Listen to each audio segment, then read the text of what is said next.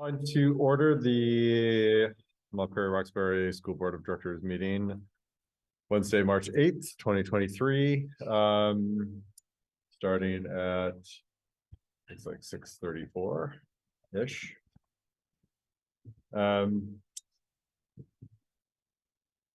First off, congrats to Lynn and Jill and Scott, who is going to be on his way and maybe on the phone. And you, Jim. Thank you. Yeah, to another term, and I'm assuming everyone got duly sworn in, and I saw you there. And I think Scott verified that he did, yeah. Okay, excellent. So we are all official. First order of business is public comment. Do you have any public comment either in the room or on the phone? Yes, yeah, please go to the desk and just introduce yourself by name so we have it for the record and for the folks at home. Sure thing. Good evening. My name is Stan Brinkerhoff. I've lived in Montpelier for quite a while, and I've got 3 kids here, 2 of which attend Union Elementary, and we love the school. For the past 18 months, we've received feedback from the school about our daughters. Right. Okay. I'll email comments if that's okay. Can I send an email? Yes. Okay. Thank you for coming. Thank you for coming.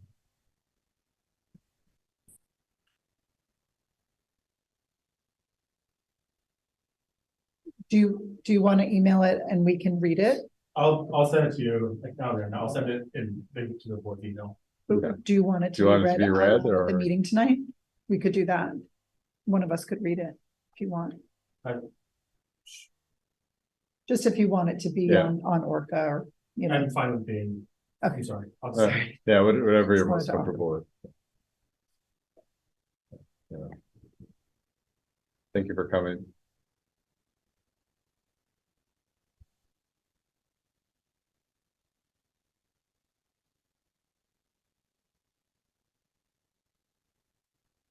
Anyone on Zoom?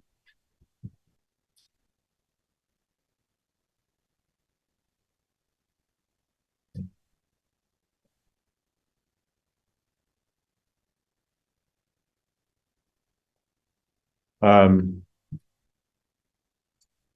no, I just want to acknowledge that it's oftentimes tough to come before us and talk about sensitive things. So we appreciate those who do, and we are open to email and other communications that might be more private or easier to do. I know it's hard to speak publicly, so we appreciate folks, and we definitely want to hear what's going on and hear your stories. So thank you for appearing, and also thank you for acknowledging that this was hard and finding another way to go about getting it to us. Consent agenda. Do we have a motion to approve the consent agenda? And Scott, since you're brand new and hopefully you can hear us, and just a quick, well, you've been on a school board, I'm sure you know what a consent agenda is, but it is a series of items that are relatively routine that we approve, so we don't have to go through them individually. We do them as a package, and the idea is that you read all of them, and if you have questions, you can ask that one or more items be pulled from the consent agenda for individual discussion, but otherwise we approve them as a package to be more efficient. So do I have a motion to approve the consent agenda? Do I have a second? I'll second. Any discussion? I just have a question. Yeah. On the school calendar, Libby. The holidays, that it's my understanding that we are supposed to match up with the other schools and other districts that are in the Central Vermont Career Center, or 175 days. we just have to match them for 175 days. Got it. So that's why some of our holidays would be off of, not in line with their holidays. Because we all have different contracts. Got We all it. have different teacher days and student days and all that kind of stuff. So Okay. it's not gonna be 100%. Got it. Okay, well then, I was just curious about that. Thanks. I had a question on the superintendent's report that was answered in the Facilities and Energy Committee, but I just wanted to make sure that it was said out loud that the PCB testing was done, but that results will be back to us in about 4 weeks. So, And that was just on. Main Street and Union. Yeah.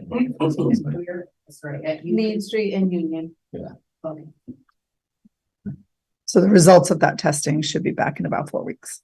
And the high school is later. It's like slated for like 2 years from now. Oh. And they're also, they're sometimes. And that's just how back up the statement is correct. That is the schedule that they designed. Okay. We didn't have any say in it.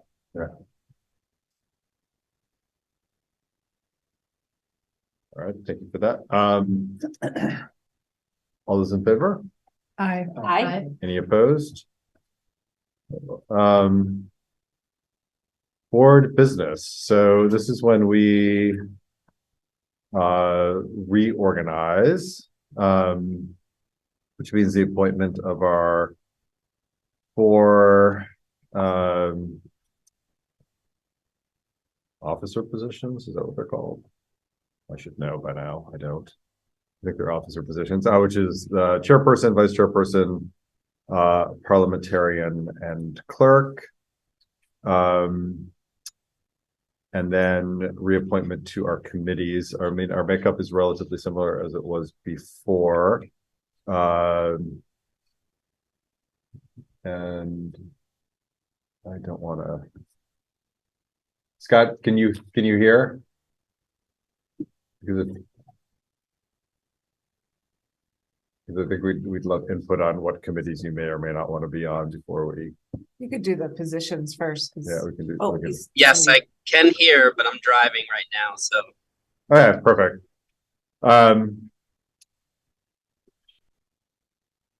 So positions to start with chair, I would be happy to serve again. I also would be happy to throw it up for discussion. I think we.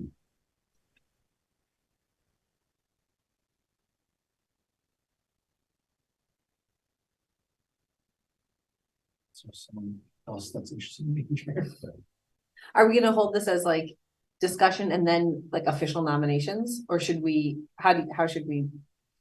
I think we nominate and then discuss. Okay. Yeah. Okay. I nominate Jim Murphy for chair. Second, Second. discussion. You want to do it? You want to do it? Yeah, I'd be happy to do it. And also, like, as you've noticed, like me and I have been working more to make it, to elevate the vice chair And spread out a little more. and of the spread out a work. little more of the work and agenda setting, et cetera. And I think it's working well, and we're definitely, looking to build and keep doing that. Keep go- yeah. Yeah, I think that's the discussion. I appreciate the efforts that you both have been putting in to lead our board, and the efforts to sort of elevate the vice chair position, I think is a great best practice just moving forward in terms of succession plan too, because things come up and people can't serve and they have to drop off, and we wouldn't want that to be our chair and not have somebody ready to fill those shoes. So thank you for both for doing that.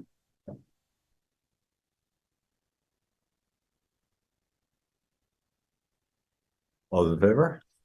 I, Any opposed? Thank you. No, it's been an honor to serve, and it's a wonderful board. I'm excited to continue the great work we've been doing, and also nice to be kind of coming out of COVID and being able to, I think, focus more on the things that we're excited about being here for. So, yeah, and thanks to everyone, especially to Mia for being a great partner. So.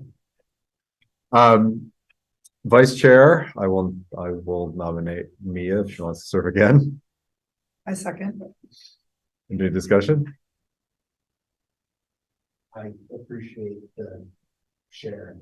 I feel like it's an awful lot, one person. I wasn't sure if the elevation was in lieu of succession. I wasn't sure, which I would have been totally happy with. But I do think it's a great idea to share as much responsibility as you can. And I know it's a lot. So I appreciate that, Mia and Jim, that you're sharing that.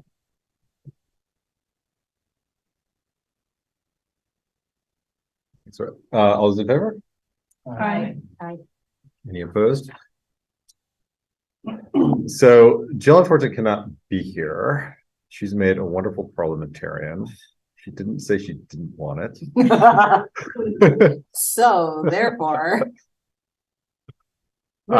She did also say that she's been very busy. She's very But I busy. don't think the parliamentarian role is the thing that's keeping her very busy. That's fine. Big drag on the time. So, did she talk to you about committee assignments? She did not, and we might want to Preemptively offer to remove her from a committee or two? yes, she's on a lot of committees. Okay. Yeah. Yeah, I think the committee assignment is a little heavier to lift than the parliamentarian. That said, I'm sure if someone wanted to replace her as parliamentarian, she probably would not be heartbroken. Well, Lynn and Scott had both served on school boards before. Are either of you interested in serving as parliamentarian? I have done that, but it's been a really long time, and honestly, I don't feel super competent. Because it's, if things get heated, it's complicated and you need to know what you're doing, I think. But I could work on learning this year and maybe let somebody off the hook next year. Get my Robert's rules in order. Yeah. Yeah. Scott, you have any interest from your Randolph days? Can you guys hear me? Yep. Yes, we can. Yeah, I am in the same boat as Lynn. I would have to dust off my copy of Robert's Rules. And so I don't think I'd be the best at this point, but would certainly be interested in the future. You should give that as a new board member gift. There's a Robert's Rules. Governance core. Velvet bound. It's like saving money. Does anyone else have a burning desire to be I definitely am not interested. And I would not like to nominate Jill, but want to make sure if anyone else has any. Kristen, Seiji. Desire. Here. Rhett, oh, you're already clerk. Well, I mean, it doesn't have to be. Yeah, you could switch. This is your opportunity. While Jill's absent.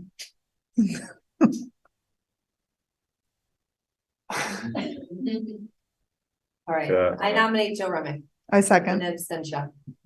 Any discussion? If Jill. We can all reconsider if Jill does Yeah. express that she does not want to admit.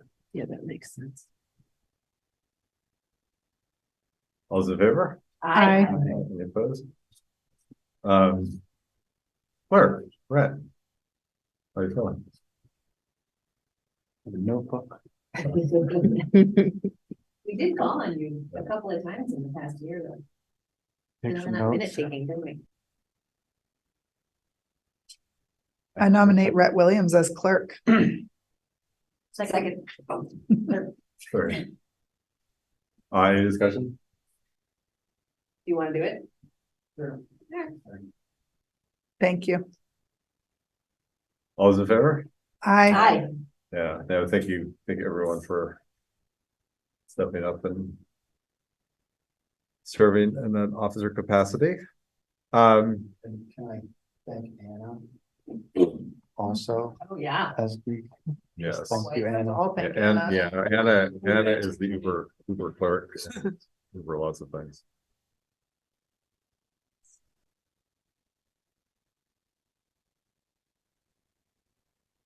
So- CBCC. Huh? CBCC. Oh.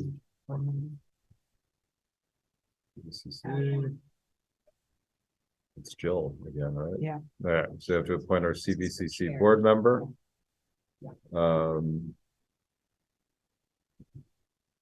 She's and, the chair of the yeah, she's board. the chair. so- I think we need to, yeah, I appoint, or I'll Nominate.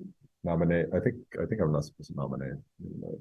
I'll nominate Jill Remick for the, is it CVCC, CVCC. CVCC board? Second, So, any discussion? All those in favor? thank you, Jill. Yeah, Aye. really, Yeah, that's a big lift. it was a big lift. So committee assignments, first off, Jill's on 3 committees. I think we definitely want to bring her down to 2. And I would say that the CVCC board would count as one of them, in my opinion. As So- As a committee, yeah. oh, absolutely. And yeah. so she's actually on 4, if you count this Yes. list plus the CVCC. Yes.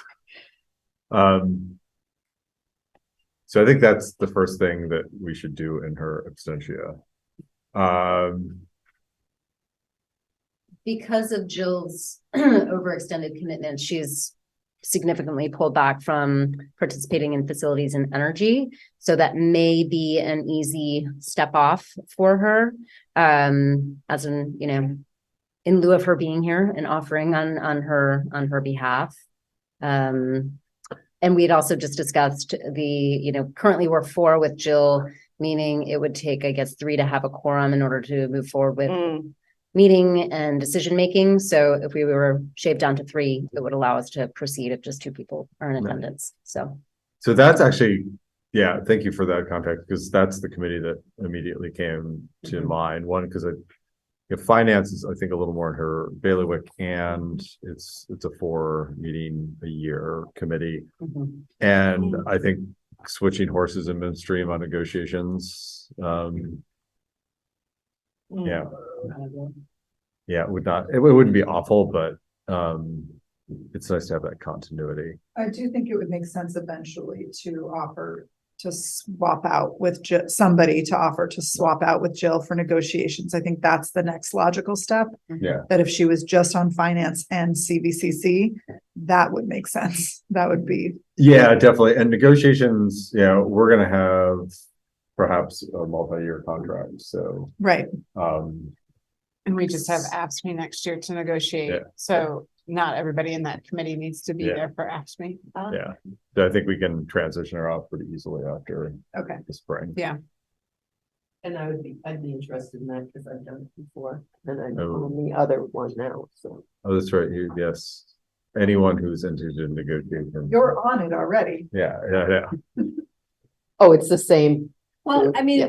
I think it's worth considering all of these as a clean slate, and then Agreed. everybody can just say, oh, I Yeah. haven't served on finance before, but I'm interested in doing so. So, Thank you for that comment. Yes. and I'm totally happy to try to help Jill with the puzzle, but with the caveat that at the next board meeting that she's at, maybe is when we make it official so that she can have a say to say, actually, I really would love to stay on facilities and energy and come off of Yeah. whatever. So I think it would be helpful for us to be thinking about where Jill is the best fit, just so we can see, like, as Kristen was saying, it's probably best if we have 3 folks on each committee. And then that way we know, what our numbers look like, but I also don't want to be like, we're making this decision for her without her here, and it's a final decision. Yeah, no, absolutely. And we can do one of 2 ways. We can either just we can approve it next week or next time formally, or we can just let Jill know that we will make an amendment and just do some switching. Right. Yeah. If, That works. That totally works. So let's just go committee by committee, and I'll read the current lineup of folks that are still here. And if people are sick of the committee and want to move off, that's great. If people want to stay on, that's great too. And then that's just not making decisions till we get down the list and see if it kind of makes sense of itself. And if we need to have some discussion after that, we can definitely do that just to make sure it's balanced. And I think, aiming to have 3 per committee is ideal. And I think if, keeping in mind people's workloads as well on these makes a lot of sense too. So our current negotiations committee of current members is Jill, Rhett, me, and Lynn. How do those folks feel about continuing to serve on negotiations? I am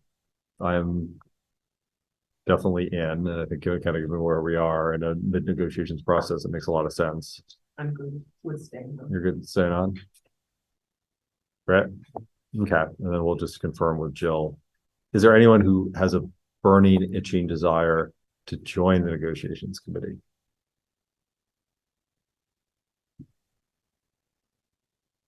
That's a no for now. We have a lot of fun. Yes. And So many. we had talked about making like a little paragraph and sort of a description of these committees prior to tonight, which didn't happen. Yeah. It's fine. We're really close. The equity committee is really close.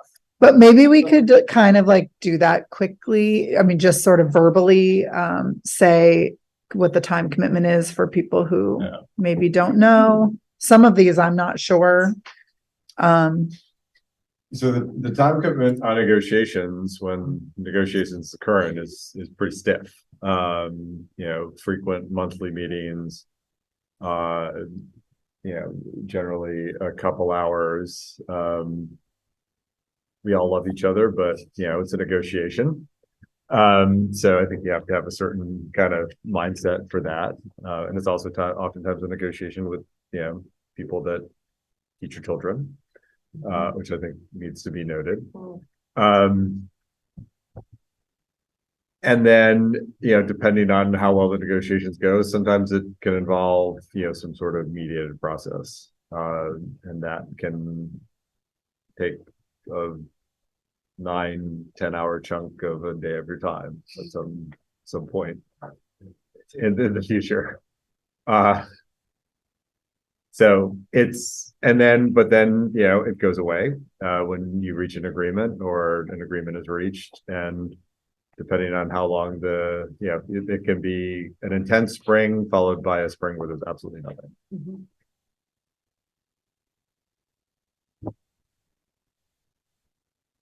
Yeah, and obviously the purpose is negotiating with our 3 unions for, for their agreements.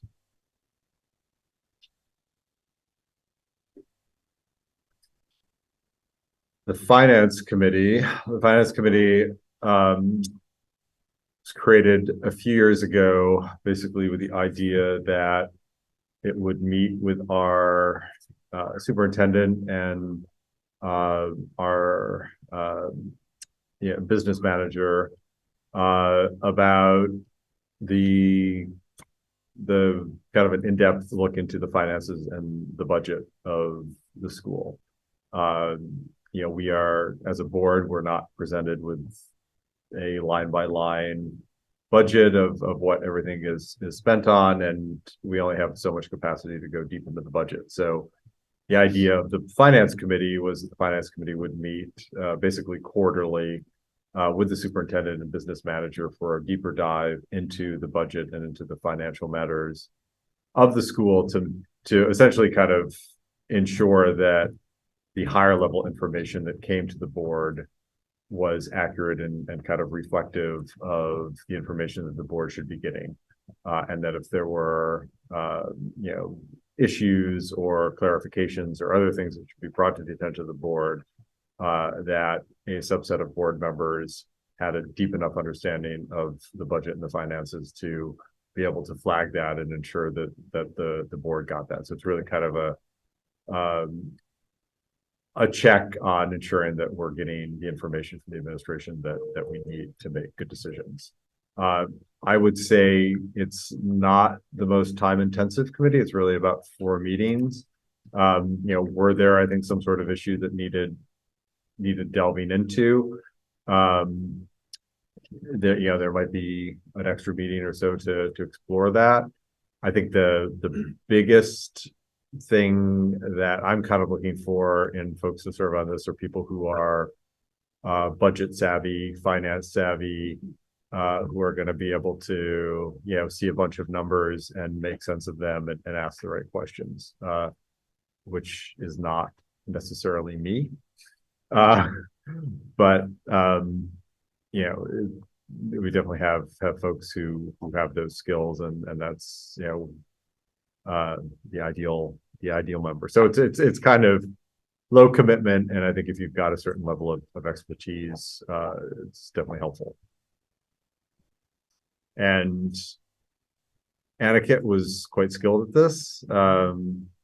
Right now we just have Rhett and Jill, and Jill works at the tax department, so she has an understanding of school finances that makes her, I think, a pretty valuable member of this committee.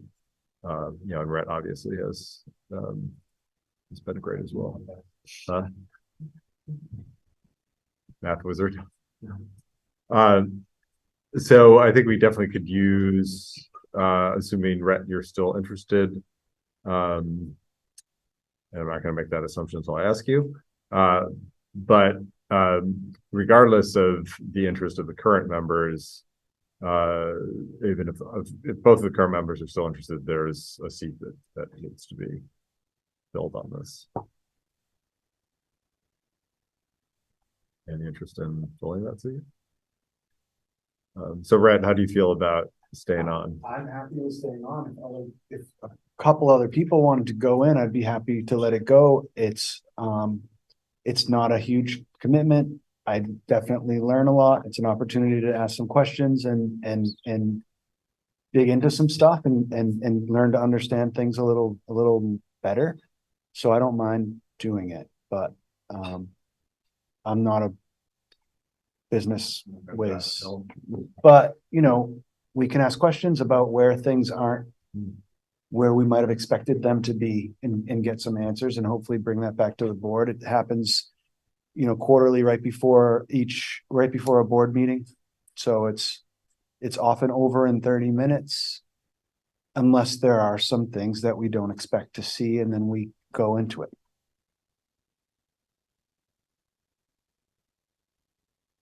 So have a burning desire to also, Scott, you're interested? I know my way around a spreadsheet and Awesome. balance a lot of budget or develop and work on budget. So I'm Great. happy to Great. lend a hand.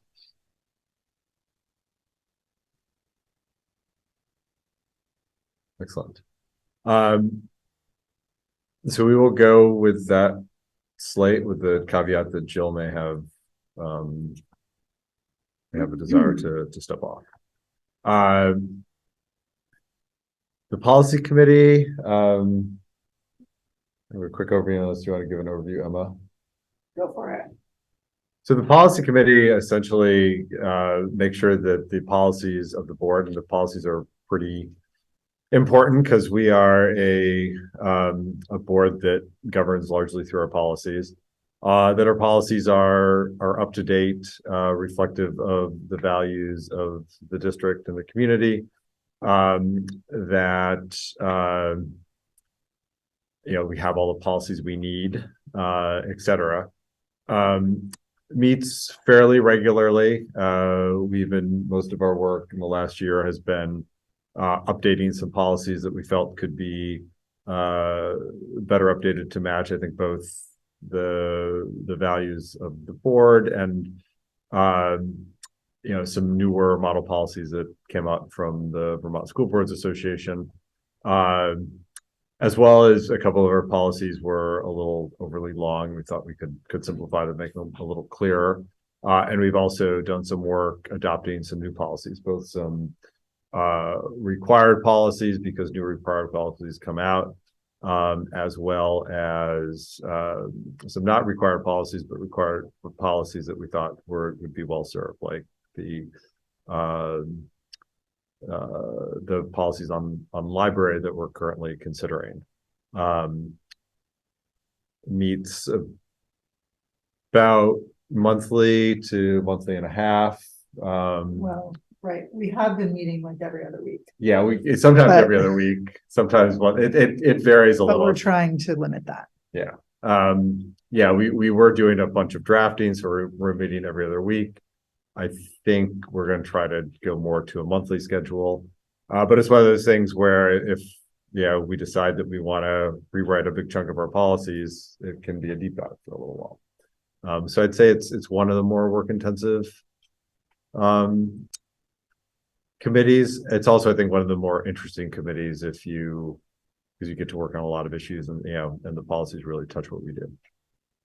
Anything to add?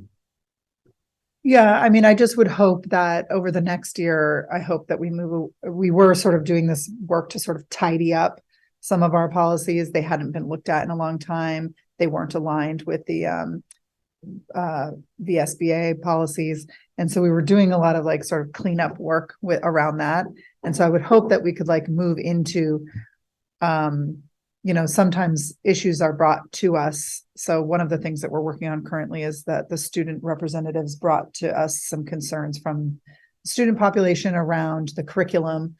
And so we looked at, should we potentially, here's this red flag, here's an issue that's important to students. How can we be responsive as a school board? And like Jim said, since we primarily govern through policy, then that's, where we can have a big impact on something. So we looked at our potentially adopting a new curriculum policy, and ultimately we decided to go with revising our diversity, equity, and inclusion language around curriculum.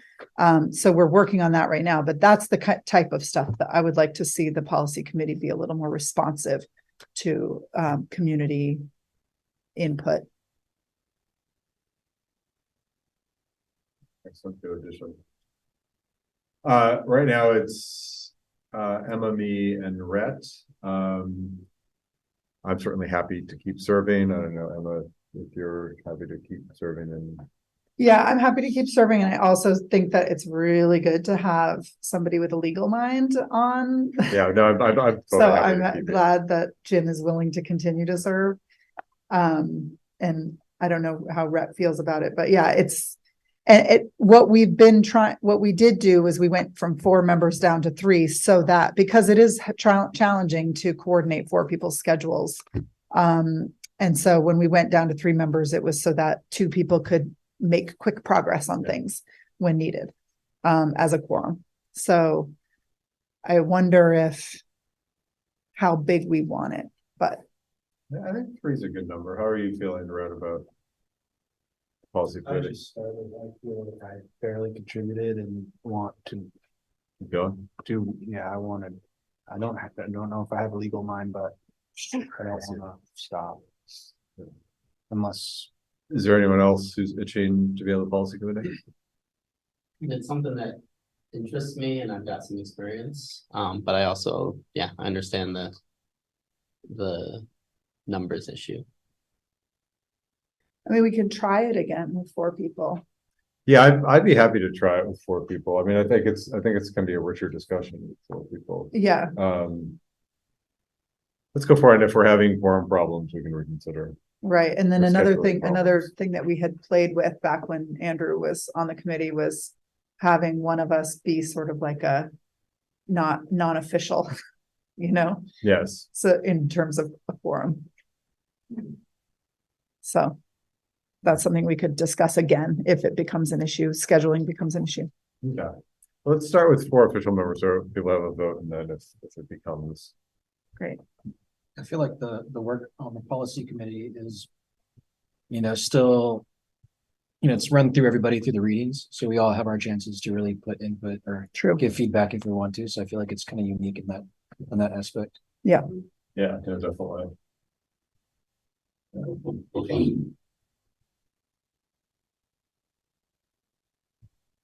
All right, excellent. Well, let's go with those four. Jim, can I ask a quick Sure. question? How many committees is customary per board member? 2 to 3. I think everyone's on at least 2 and a few people are on 3. You might want to start with 2 and see how it integrates into your life. It can definitely add. Although if you want to jump in at 3, then go ahead. And yeah, if you're like a 4th person on a committee, it's pretty easy to, reshuffle the alignment if someone's schedule is not able to accommodate it. The equity committee. Who's the chair? Kristen, are you chair? Or Mia? I'm the chair. Do you want to give an overview? Sure. We're also pretty new. I think we started about 2 years ago. We have our work is to essentially try to integrate equity into all the work of the board and across the district. Recent things that we did is we drafted and held the climate survey of teachers and staff in the schools. And we developed an equity review tool, which I think we could still use a little bit more work on implementation and helping ourselves and the rest of the board figure out how to actually make use of it. But that's the general purpose of the committee. We try to meet bi-weekly, so pretty much like on the alternating Wednesdays from board meetings. That's our current schedule, but we can certainly change that up. And the big thing we're doing right now is working with Libby to figure out which firm we want to hire to run an equity audit for the district. Just to give you a little bit of an idea of a sense of what we do. And the current members, in addition to Mia, are Kristen, Seiji, and Lynn. So first, to the 4 of you, desire to continue on the committee, or are you looking for a switch, or at least Seiji? Kristen? Yep, I'd like to continue, just, seconding what Mia said about the equity review tool, and that it feels like that needs some refinement, and also just really giving it like a context and a role in our work. So I'd like to see that through, because a lot of work was put into that from last year. So, yeah. Is there anyone who is not on the committee who would like to be? I would love to be someday, time permitting, but not now. Yeah, so it sounds like welcome anytime.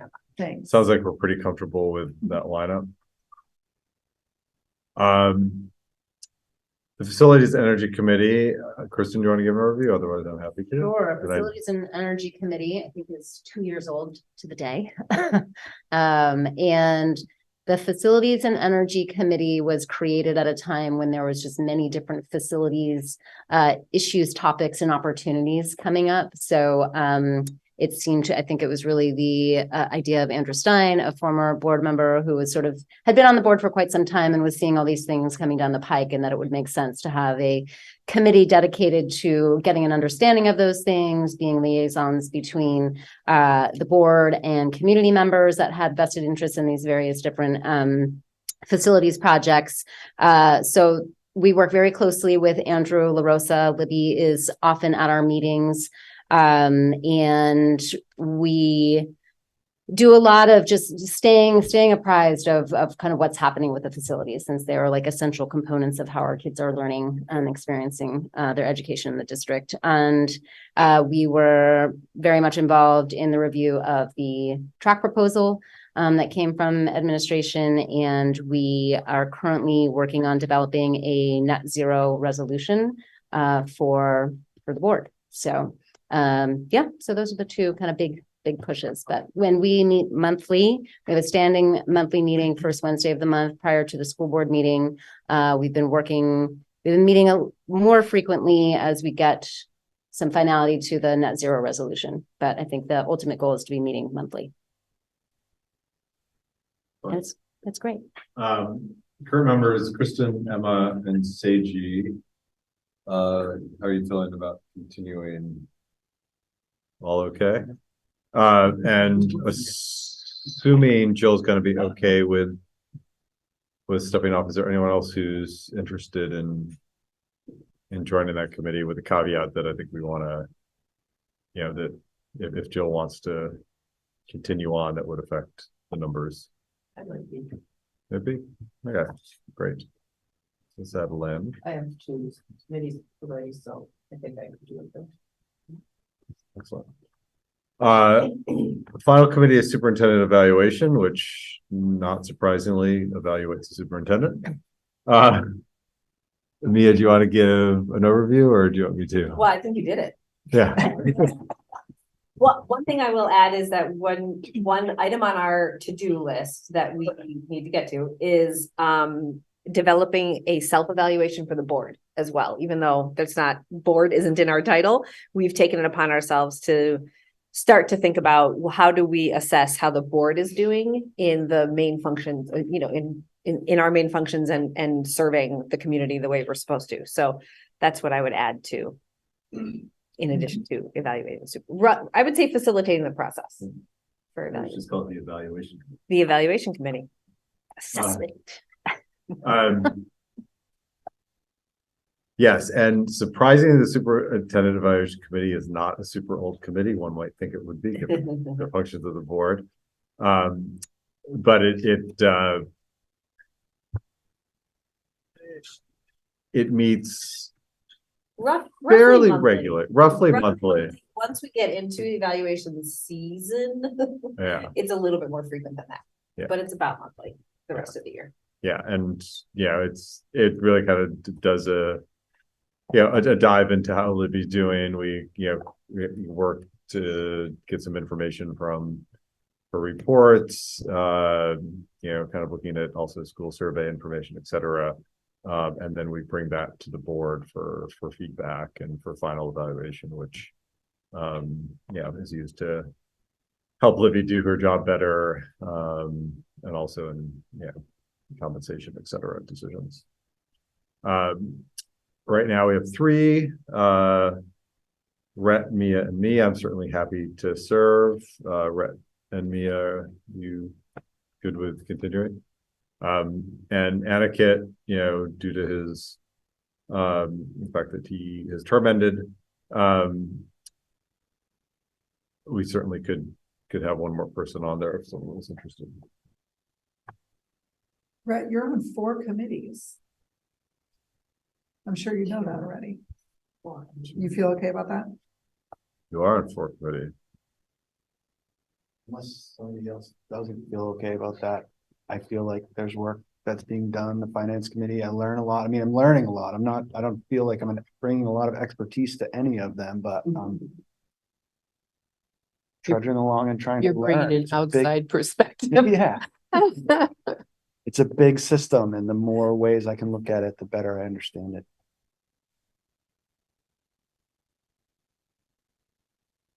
Oh, I definitely appreciate you being on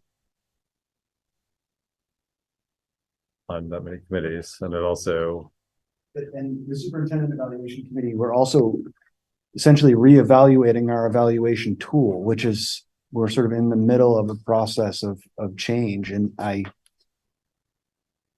feel like moving away from something when you're in the middle of a process isn't good form.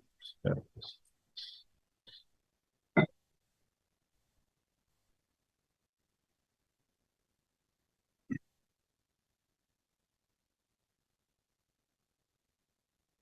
Does anybody else? I mean, I would be. I'm comfortable with 3 on the superintendent evaluation committee. Yeah. All right. Sure. Unless there's somebody who really wants to do it. Going once, going twice. So what I have in negotiations committee, Jill, Rhett, me, Lynn. Finance, Rhett, Scott, Jill. Policy, me, Emma, Rhett, Scott, Equity, Kristen, Mia, Seiji, Lynn. Facilities and Energy, Kristen, Lynn, Emma, Seiji. Superintendent Evaluation, me, Rhett, Mia. Mhm. Does that sound right? Do you want to approve the committee and then we can reach out to Jill, and if we need to make an adjustment or two based on her feedback, we can do that next time. Sure. I move to approve those committee assignments as you just read them out loud. Second, Second. any discussion? All those in favor? Aye. Any opposed? Great, we have committees and officers. We are organized. So talking about organized, yeah. And now we're gonna kind of do the next step in our continuing process of our priorities and indicators for success, coming out of the process that Nathan led. And Mia has come up with a wonderful exercise to help get us started, which she's kindly not only put together, but agreed to explain. Okay. So with, once again, a lot of gratitude to Nathan. We see you up there. We hope we do you proud in getting this over the finish line. We have, based on the last conversation we had, I think about a month ago, established 3 core priority areas, the themes of closing the academic achievement gaps, belonging safely and safety and wellness. That's the second one. And connection and accountability with our community is the third one. So we're going to divide the 10 of us. We're not going to count Libby into this separation out. We're going to ask Libby to float between the 3 groups. We're going to divide the 10 of us up into 3 groups. Each group is going to take one of those priority themes. And the main question that we're working to answer is, what does success look like within this theme? What should we be aiming for? Because that's how we're going to name these indicators of success. That's the idea. You can use the notes that Libby drafted up from the last meeting. That's the Google Doc title is Draft Priorities, Questions, and Indicators. It was also linked in Libby's superintendent's report. So if you need an easy way to find it there. Those notes are from our most recent conversation where we both named the themes and then asked a bunch of questions that would help us, I think, guide us toward answering this question of what does success look like? What are our indicators of success? So we could do this. We could divide ourselves up in a number of ways. We could just count off, or we could vote with our feet and people could go to the theme that they are most interested in, or I could assign you. What do you want to do? You're my main things. Yes, they are closing the academic achievement gap, belonging, safety, and wellness, and connection and accountability with our community. Scott, I just emailed it to your new board email. I don't know if you have access to that yet. All Okay. right. So I Wow, just look at us emailed go. the link So to you're this caught up. document so you can follow along. Yeah. I mean, I'll pick number 3 if we're gonna call out our preferences. Oh, but great. If you want to Okay. assign me. I'd like to work on number 3 also. I would like to be in number 1. Merrick, where would you like to go? I think number 3 as well. Okay. I'm going to give Scott a chance to think a little bit more since he's just opened the document. Rhett, where are you going to go? Safety. Okay. You're number 2. Lynn? I could do 3 or 2, Okay. wherever you need a Okay. body. I'll do 1. 1. All right. So far we've got, okay, let's just keep going. Jim, where do you want to be? 1, 2, or 3? I kind of lean towards 1, but I'm hearing a lot of 1s and 3s, so I'm feeling 2 is in need. Okay. So I'd be happy to do 2. Seiji, you said 3 and Emma said 3. And Zach, what would you like to do? I can do 1 or 2, whatever. All right. Why don't we take Need it. Zach in 1? Because Merrick, you said 3. Great. Ones go over to there under American shoes, US history. Threes, I don't know, right here in that middle table, and then twos gather around Rhett. Did you say two? Yeah, gather around Rhett if you said two. And Scott, where do you want to go? Is it even right now? More or less. Great. Okay, great. So threes are in the middle here. Actually, threes go to where Seiji and Emma are because they're right there. Okay. We're choose. So which one? I think two. One to go to two. Yeah. And so two is actually right where you are, right? Red? Yeah. And then academic achievement, we're going to be right over there. Ones. And we're going to take, what do we have here? Actually, we'll need about 20 minutes left on the agenda. Okay. Let's take 15 in these groups.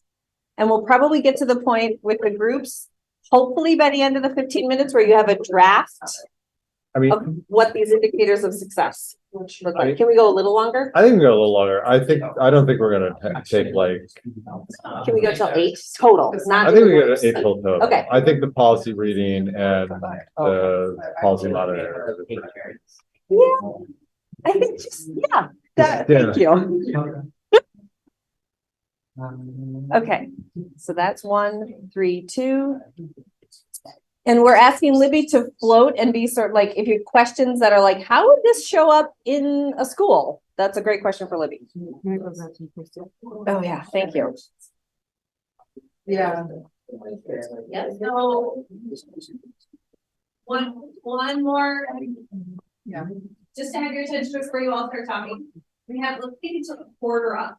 That gives us about 20 minutes to huddle in our groups and try to draft what the indicators of success are.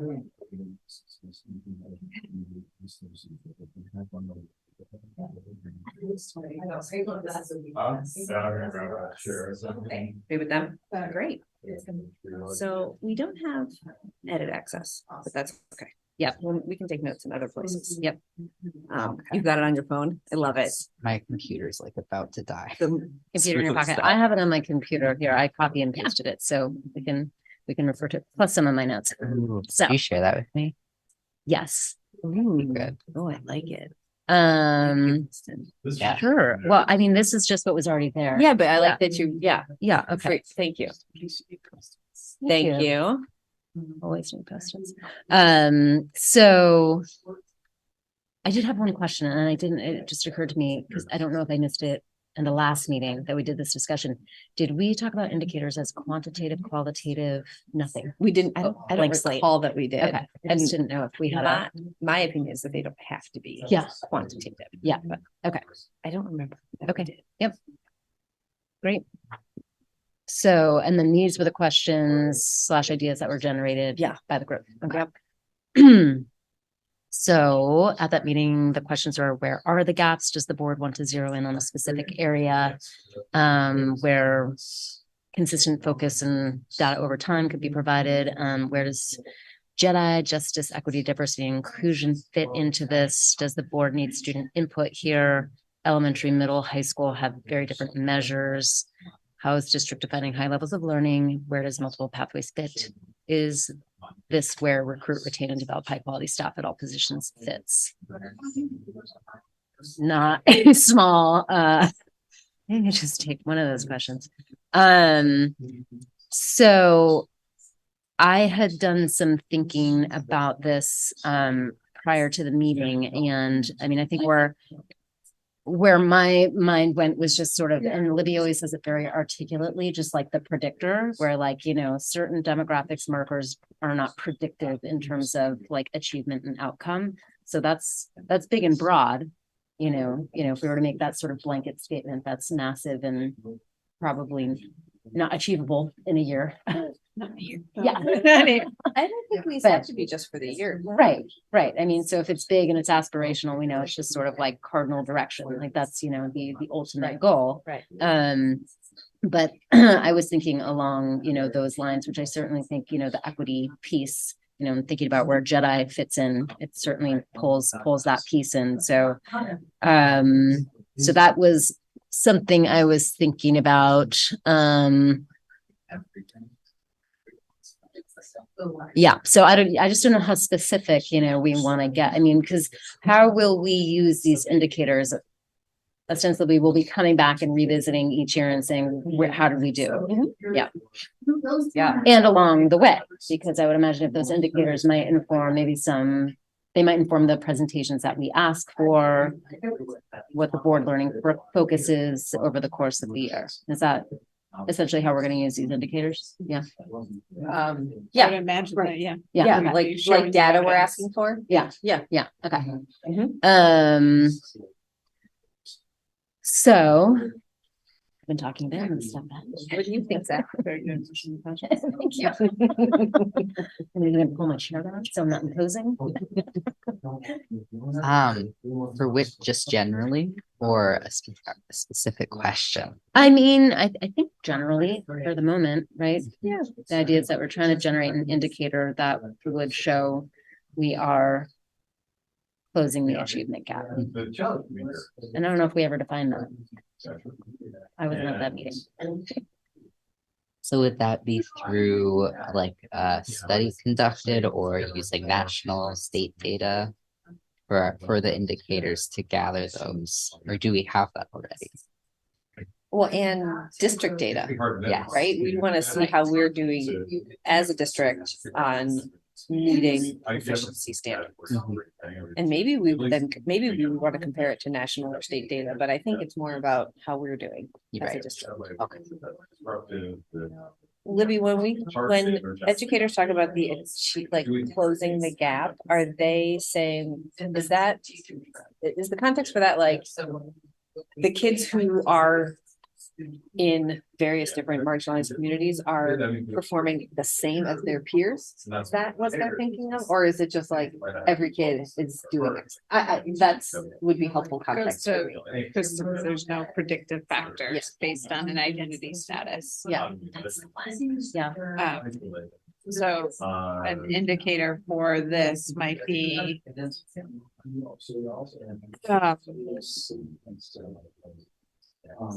it might just be something like that. We strive to have 0 predictive factors for proficiency status.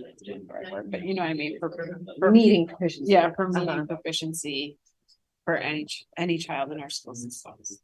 And so another way to say that would be every child has what they not just what they need, but is able to meet proficiency standards. Regardless, I'd make it more definitive, is meeting.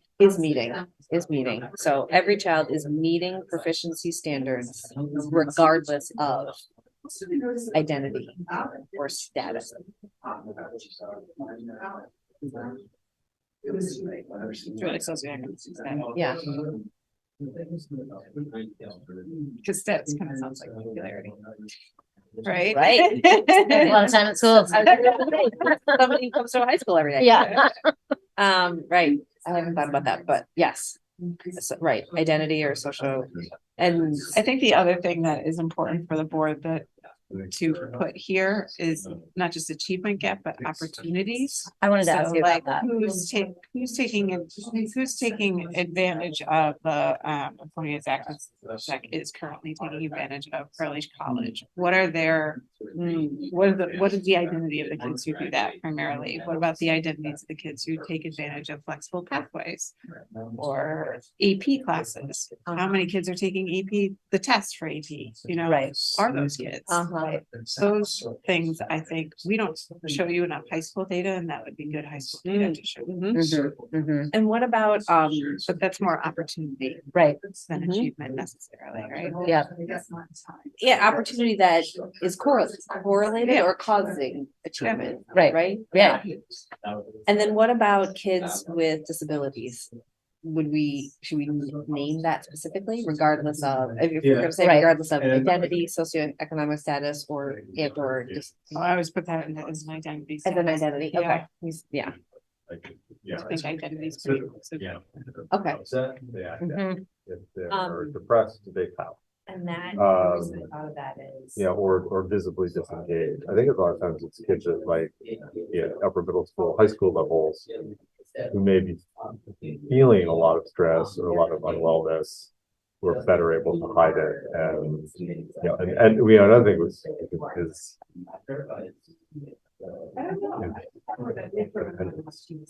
Yeah. I mean, it's oftentimes, The kids who aren't happy aren't here. exactly. Yeah. And that's, I think, go ahead. it also reflects on the, in some ways, on the well-being of the family as a whole. Yeah.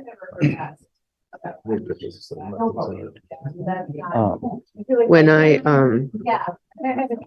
my doctoral dissertation was actually on school climate and Yeah. safety and belonging.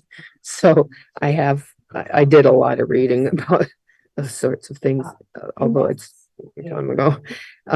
So I'm really interested in it. I think also it would be really nice to have some group discussions with kids where there was a topic specifically, or some kind of small roundtables. Yep. Where kids it could be a little more open-ended, because when you do a survey, you get, it has to be set up to get a lot of quantitative data, but when you have a discussion, it's harder to deal with the qualitative data that comes in, but it gives a different view, right? Another, and one of the things that we did that Amanda was especially instrumental in, Amanda is especially interested in minority and marginalized communities. And when we were trying to figure out how to spend the rescue plan money, she organized affinity spaces with neurodivergent families, BIPOC, special ed families, and maybe second low language or income, something. maybe second language. I'm not sure if low income groups were there, or single moms. It might have been. I mean, she might have had one with like single parent families. So, and I know that there's work that Amanda brought it forward, and it ended up in the write-ups, but there is an affinity space in the middle school. And so that's a good place, to find sort of that small group roundtable discussions with some of these groups, if they're already established, and hopefully they are, at least in some ways. I'm not sure if every group has a functional group, like a community in the school system, but I think the BIPOC groups do. So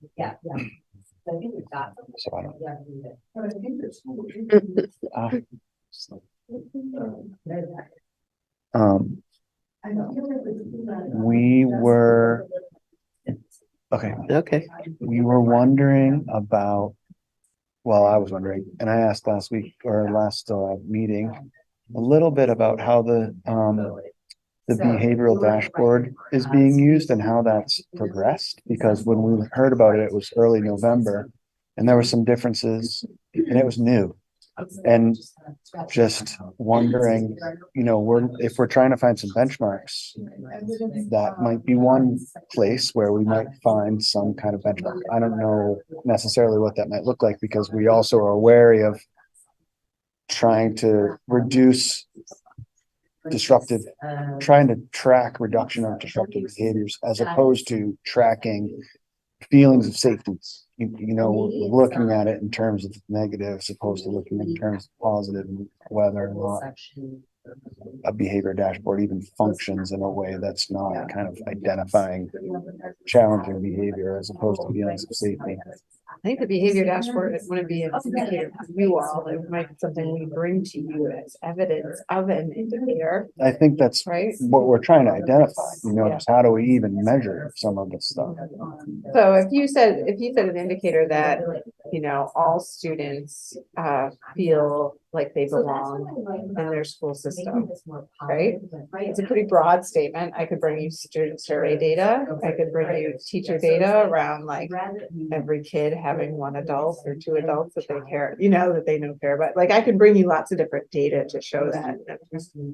I think you want to make these as broad, sorry, make them as broad as you can so that we can bring a variety of data to show, right?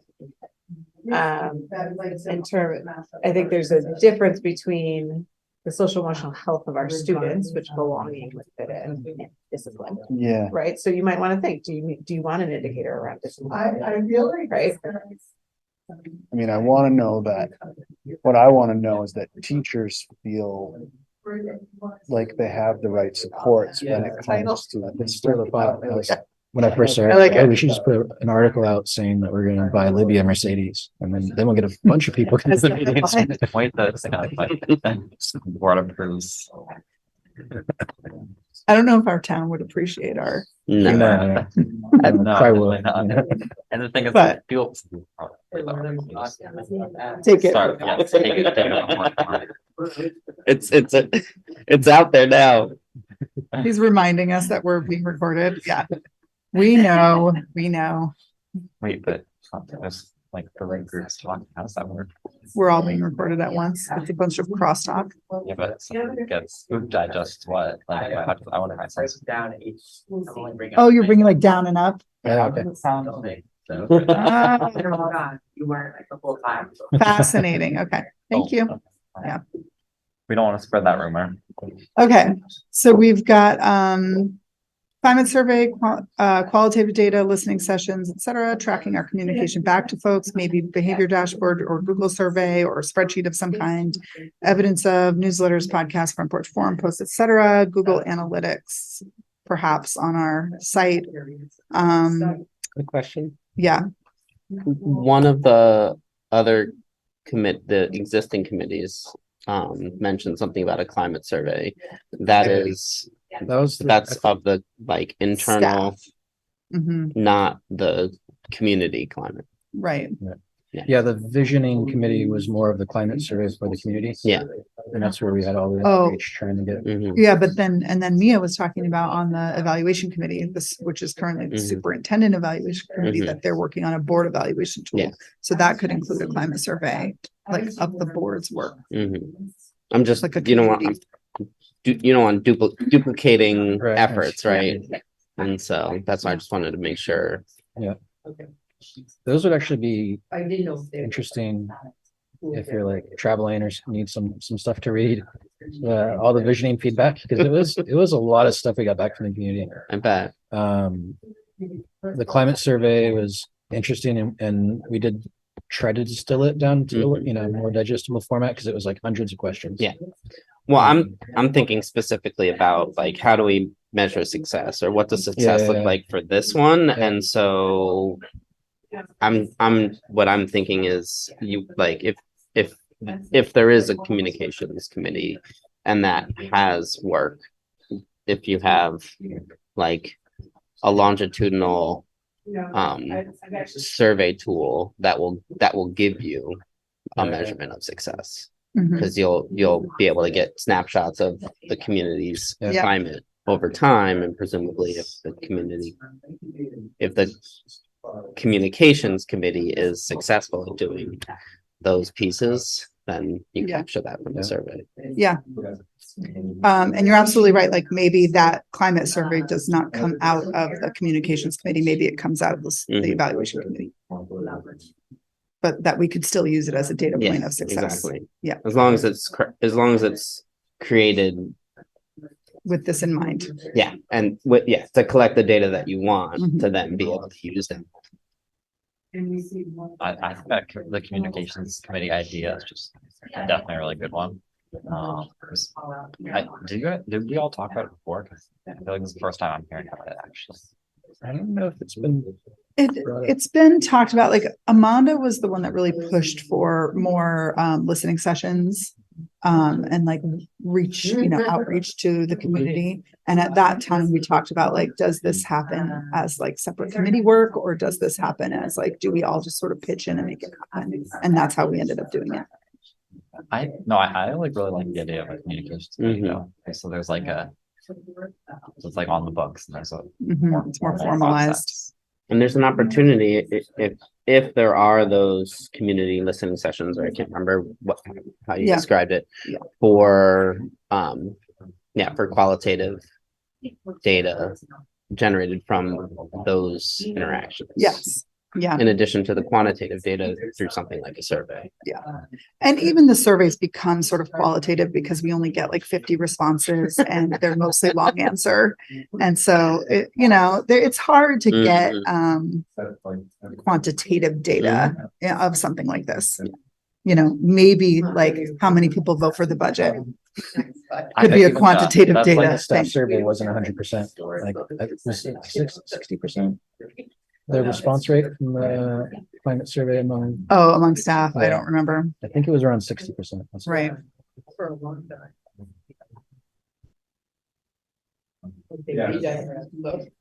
Okay, well, we're at our time and I'm feeling pretty good about our measures of success. They were in the bathroom. Yeah. I scare Seiji. Yeah. He was like, Libby's coming. Run. Out. Do you want to hear our overview or you want to wait for the big reveal? We got time. Do we? So we're talking about measures of success of the connection with community and accountability. And the main idea that we all agree with is that it's probably time to form a committee around this. Yeah, welcome. Yeah. Could be a welcome news. Yeah, well, we're going to be unified in that. What would this committee do? Well, all of the things that are listed under that. So, making sure to hold listening sessions, following up with communications to the board, perhaps issuing a newsletter, improving non-parent access to board materials, summarizing meetings and reporting out to the community on that. What was the principle of gathering student input more systematically? What's that? the principle of psychology that you mentioned? Oh, yeah. So we talked about diffusion of responsibility. Are you familiar with that? It's like a psychological theory that basically, like, the easiest way to explain it is that if there's like somebody that fell on the street and you're the only person walking down the street, you're going to feel responsible to help that person. But if there's, a busy street in New York City, you're going to think to yourself, someone else will help that person. So it's a diffusion of responsibility, and actually, like, people are more likely to sort of step up to the plate if they're the only person. And so turning it into committee work, we're hoping will ensure that some of these things that we've been talking about as a board, as sort of a weakness of the board, will happen. It's an accountability thing. But measures of success would be potentially climate survey. We mentioned how Mia talked about a board evaluation tool on that committee, the superintendent evaluation committee becoming like an evaluation committee, and not just about you, but also the work of the board. And that potentially that climate survey goes out through that committee, or the new communications committee could help with that. Qualitative data from community via listening sessions, qualitative data from board members, tracking our communication back to folks. So we had talked about, like, is there a way to sort of keep track of when people bring issues to us and what communication has circled back to them, and keeping it in a place so that board members can know where we stand on looping back to topics that have been brought up to us. And so Seiji had mentioned, is there a way for us to tap into a tool like a behavior dashboard, or do we use like a Google survey or a spreadsheet of some kind?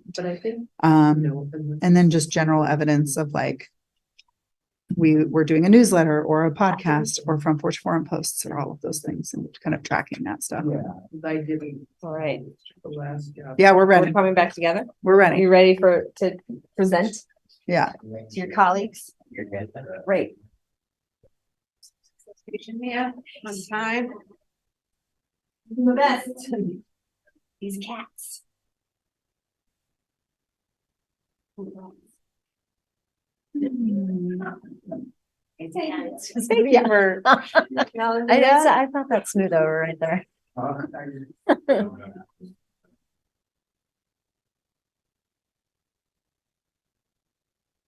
there a way we could get it, make it possible to see as well as hear? Yeah, what's the? Just remind me what that doc is called. Draft priorities, questions and indicators.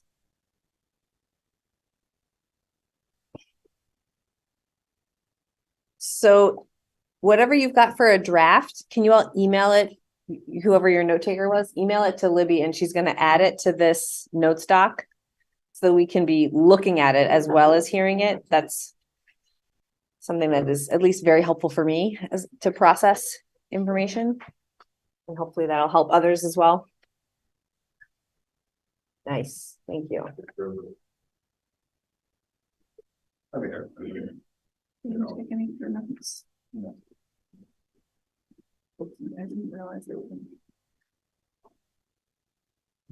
Uh-oh, are you able to do it? Group 3? I did it. It's been done.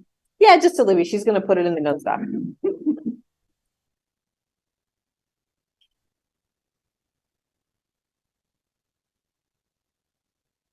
Kristen, would you mind presenting for our group? I'd be happy to. Thank you. Yes.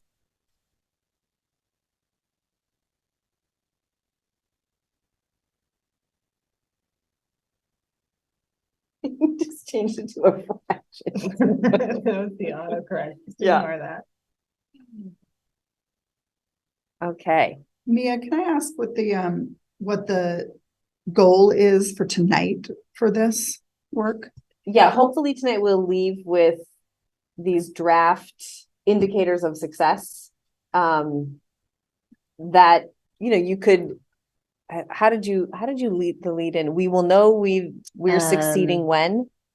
Like you could start a sentence with, we know we are succeeding when, and then you finish the sentence with what those indicators of success look like.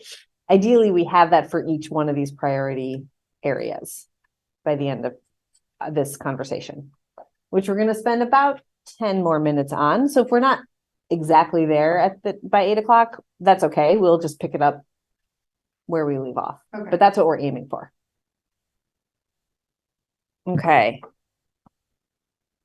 Kristen, can you present for group 1? Sure. So myself, Mia, and Zach worked on goal number 1, which we actually added to the language for that goal, and we included wording around opportunity gap.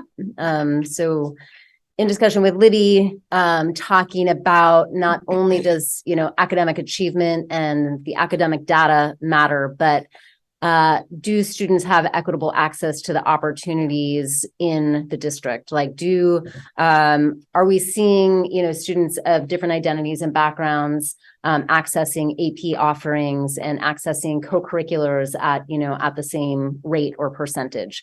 So we added opportunity gap, and our indicator reads, every student is meeting academic proficiency regardless of identity or socioeconomic status and has equitable access to the opportunities they need and desire to succeed. Yep. Any initial thoughts on that as an indicator of success?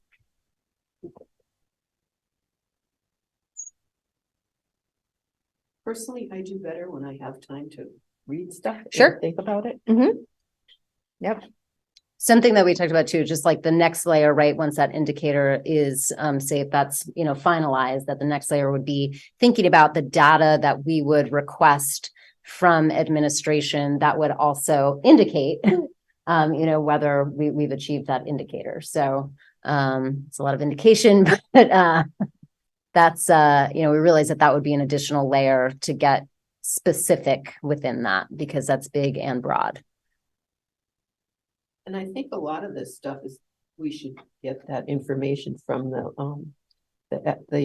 equity group that we hire. I mean, they're going to ask questions about a lot of this stuff. They'll have surveys and small group meetings and stuff. Yeah. Particularly around access, I think. Mhm. I think as you continue to revise it, one thing I always look at for statements like this is anything that could bring in unconscious bias. And so has equitable access to the opportunities could bring in some biases from staff and schools saying, yeah, everybody has access to it. It's up to the kid to take advantage of it. And that's not, but we don't want to promote that thinking in any way, shape, or form. Yeah. So that would be just some feedback for us to consider as we're making these indicators. Like, let's not leave room for excuses. Is the idea that these will be measured or should be measurable? Because this reads to me more like a mission and not an indicator. An indicator to me would be like the number of students meeting academic proficiency regardless, so on. Does that make sense? Yeah. And I think that's where we were thinking, like, yes, it's a broad statement, it is kind of, mission, vision oriented. And so that the next big step would be, taking that indicator and then as a board, would we be requesting from administration to really get into like the quantitative aspects of it? And we also talked about, is there a need to hone in on a specific, discipline or area of learning? Like, does it make sense to kind of showcase or highlight literacy in this piece? Working with the administration of like, what does achievement currently look like? What is a high priority area that we may want to focus on in here as well? I would think that would become yearly or bi-yearly. Tri-yearly. That's even a term, because that could shift. I think this isn't a general umbrella document or, and when we come for the beginning of the year and say our focus this year is on blank, then and all the data we're going to show you is around this. I think that's appropriate. That could change every couple of years. When I read this, I sort of think like this is always the goal, right? We always want everybody to be meeting academic proficiency, and we probably always have wanted that. And so I keep going back to the idea of SMART goals, the specific, measurable, achievable, relevant, and time bound. And so I sort of agree with what Scott said in terms of like, this seems visionary and like, that I wonder if there could be, and maybe this is just the next step in the process, as Kristen was sort of saying. But I wonder if there could be some like scaffolding towards this vision goal or indicator of success. Like that would be a wonderful success. I mean, I think we would maybe make national news if this happens within a year, or 2 years or 3 years. And I don't mean to be like, pessimistic about it, but I just wonder if there could be some more specific and time bound, like we want to see a certain percentage of improvement in scores or something like that. And are we looking at the state, the new, what is the new test? So are we going to be looking at that, which really can't be compared to anything else from the past? Are we going to be looking at our own STAR data? Are we going to be like, what data are we looking at? Or are we looking at kids' report cards and getting a 3? Is that meeting proficiency? And are we in this indicator, are we talking about my student, like my 2 children are getting 3s in all of their courses? It raises questions for me about, it doesn't feel like a SMART goal. And I thought that that's the direction that we were moving in for these. Okay. And I think that, kind of the focal language in this too is also regardless of identity or socioeconomic status, right? Like that's where it's like, yes, proficiency for all, but also, shining a specific light on, how do we get data, disaggregated data so that we know that regardless of identity and socioeconomic status, that achievement is, is on par. There is not a difference. I know, I almost think that that would be a better indicator, is Yeah. like that reading the data, there is no difference between, Right. if you disaggregate for marginalized groups. Yeah.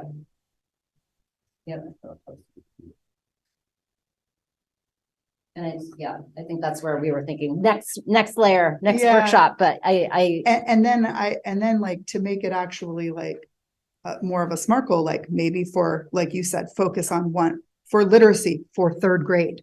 You know what I mean? Like something smaller and more achievable. I'm gonna keep us moving. This is really great feedback for us to use the next time around. Group 2. Yeah, so actually, I mean, I think we discussed a little the difficulty of measuring this, and also, you oftentimes get what you measure, and I think because, because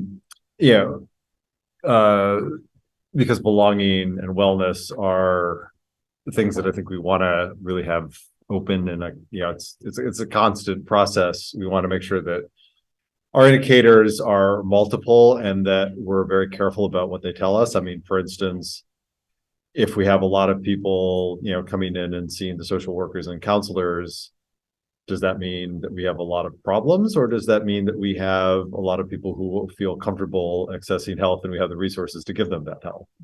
Or that help. So is that a healthy thing or is a not healthy thing? So I think we have to be kind of careful about, the indicators and how we look at them, and I think look at them from multiple angles. With that said, the things that we kind of looked at as, I think, more sources of information, and I think we're going to have discussions about kind of whether we want to set goals or goals make sense, just given like, do we want a random number? We don't want, we want to get under this many HHB, reports, and, does that make sense? And does that have, unintended consequences? The dashboard that Jess set up, I think, gives us a lot of information about in-class behavior that we didn't have before, and I think we should use that, as an indicator and an informer of what's going on in the classrooms, and particularly in terms of behaviors that are disruptive or might show signs that people are agitated, anxious, acting out, etc. We thought it was really important for student surveys because there's a lot of things that particularly I think older students can mask. There's a lot of students, there's a lot of indications that there are students who are very either anxious or depressed who may not show it and may also be performing at high levels, but not feeling well, not feeling settled. So student surveys on wellness and getting that information down and asking students and trying to do that in as many forms as we can, so that way students who might respond differently to different forms of information have the avenues to give them to us in a way that feels safe and anonymous to them if that's what they're looking for. And then teacher surveys too. How are they feeling about the classes? What are they seeing? What are they feeling? Attendance is an indicator. Oftentimes, people who are not happy or are experiencing anxiety, depression, etc., are much less likely to be in class. So how is our attendance looking? Youth behavior risk surveys, the AOE does this. Libby was telling us that the information is sometimes late and not presented in as helpful a manner as it could be, but it does give a snapshot of what sort of unhealthy risk behaviors might be occurring at the high school, and that's obviously middle school, an indicator of wellness, etc. And then I think and this is something that we can measure, the resources that we have and the access to those resources. So and we've done a great job, I think, of building this over the years, but we want to, I think, continue to build it. The number of social workers we have, counselors, and other things too. Are we providing, opportunities for yoga, meditation, etc., where students can have some time to, to deal with, stress, anxiety, etc., in healthy and productive ways, in ways that are supported. So those are kind of the things we came up with. And I don't think they fit nearly into SMART goals, but I think we'd have to give some thought as to what the best way to fit them into SMART goals is. The behavior dashboard is a new tool. Yes. And hopefully it's helping administrators give support to teachers. And so how are teachers understanding that tool, and how is that not just what data are we getting from about student behavior, but how are teachers feeling about how they're supported with respect to the behavior that they're tracking now that they weren't tracking in the same way. That's the goal of the whole thing. And so teachers' perception of that support, I think, is an important indicator.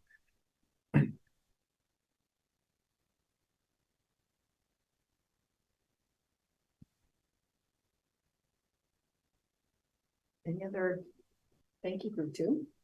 Belonging group. Any initial thoughts from the rest of the board?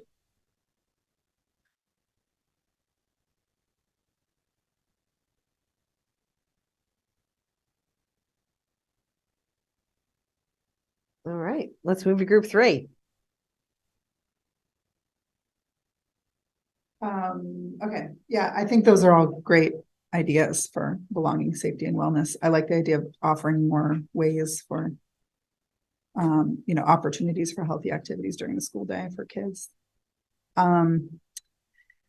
So we kind of did a similar sort of like brainstorm as group 2 and did not articulate it well into any sort of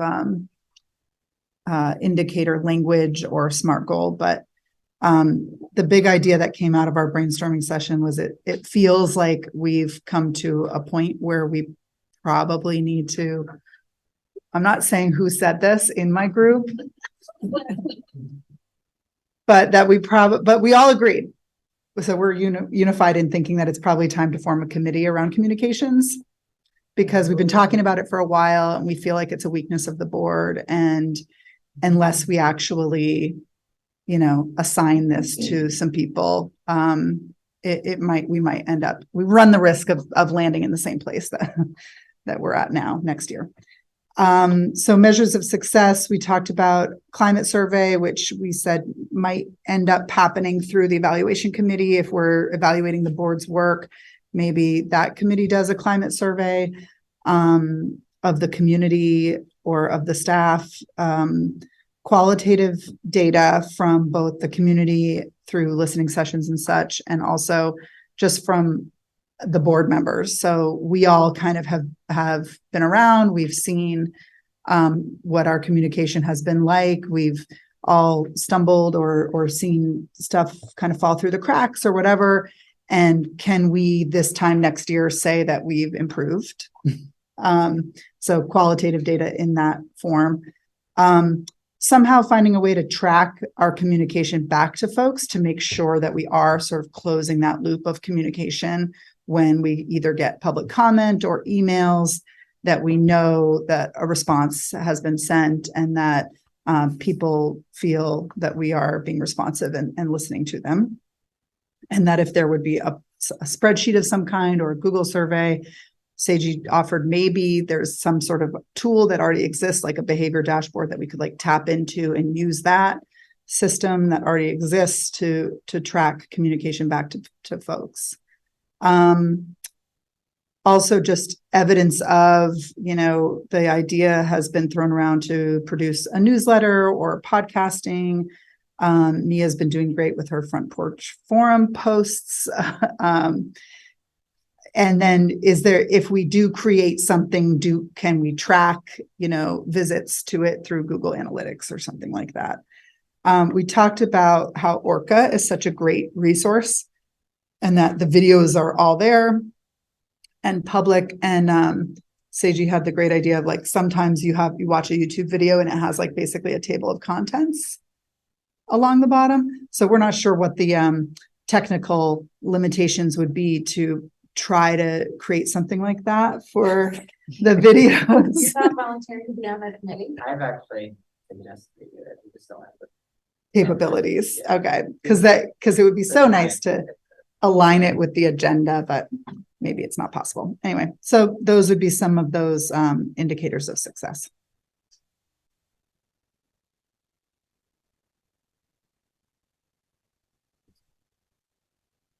You want to talk about, I guess that would come through in surveys and qualitative data, because I think an indicators of success is how, like, not what's the reception, like, is everybody happy with the news they're getting, but more just like, who's hearing it? Yeah. And what are they doing with it? I think is another thing to be measuring. I have no idea how you do that. Yeah. But I think maybe that comes through in the climate survey and the qualitative data. Yeah, I think so. Mhm. You can ask the committee members. Of the new communications committee. Mhm. Should we go back an agenda item and We might need to, form that committee? maybe next Yeah. week, Maybe 2 weeks from that's fine. Yeah. One thing that we But talked you'll- about is because there are some committees that have 4 people on them. Maybe we could pull people from other committees and, if they're willing. Yeah, I mean, I think it's a good idea. Yeah, that's what plays into your idea, which you have running board of having like a page where we A roundup. kind of a roundup where we like track, in subjects of Yeah, intense community interest, and we kind of give relative constant updates, and the biggest like concern we had about it was we put it up there and it wouldn't get populated, but if we have a communications committee, that could be the solution to making sure yeah, it's Mhm. yeah, it's moving along. yeah. Great ideas.